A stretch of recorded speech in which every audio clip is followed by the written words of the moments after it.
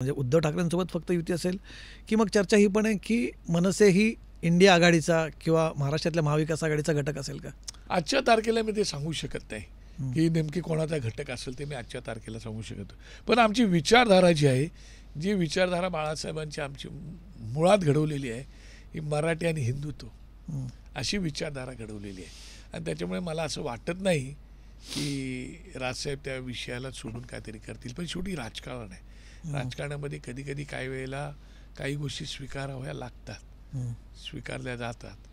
त्यामुळे कधी कधी काही गोष्टी घडतात, कराव्या लागतात. त्याच्यामुळे आजच्या तारखेला त्याच्यावरती काही आम्ही विचारच केलेला नाही. पण मग अशा वेळेस दुसरा एक युती म्हटले की सगळ्यात दुसरा एक महत्त्वाचा प्रश्न येतो की मग मोठा भाऊ छोटा भाऊ कोण?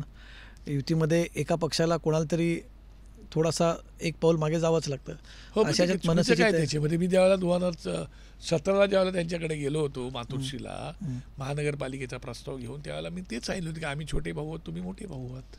अच्छा, असं प्रस्ताव घेऊनच मी त्यावेळेला त्यांच्याकडे गेलो होतो. त्याच्यामुळे काही विषयच येत नाही. आणि तसं पाहिलं मग तेव्हा का नकारला होता प्रस्ताव त्याने? तेव्हा 17ला तुम्ही एवढं चांगलं प्रपोजल दिलं होतं का बरं नकारलं? त्यावेळेला ते खूप उंचावरती होते, आम्ही उंचावर नव्हतो, आम्ही खालीच होतो.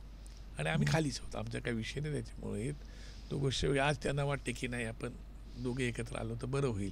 कसं आहे, मी तुम्हाला बोललो ना, समय बडा बलवान होते. कालानुरूप काही परिस्थिती ही जाणीव त्यांना आता झाली असं तुम्हाला वाटतं की तेव्हा त्यांना जाणीव नव्हती? कदाचित झाली असेल जाणीव त्यांना तशी. कारण मधल्या काळात स्टेटमेंट अशी आली होती की मनसे संपलेला पक्ष वगैरे वगैरे. हां, ते ठीक आहे ना, मी तुम्हाला तेच म्हणालो ना. निवडणुकीमध्ये काय आहे, निवडणुकीमध्ये काही वेळेला स्टेटमेंट्स येतात. त्या स्टेटमेंट आल्या म्हणजे त्याचं वाईट वाटून घेण्याचं कारण नसतं. ते कधी कधी राजकारणामध्ये त्या स्टेटमेंट कराव्या पण लागतात. आम्ही करतो कधी कधी त्या स्टेटमेंट. कारण ते स्टेटमेंट केलं म्हणजे आम्ही काय एकमेकांचे दुश्मन झालो असं नाही. महाराष्ट्राची संस्कृती तर फारच वेगळी आहे. काय आत्ता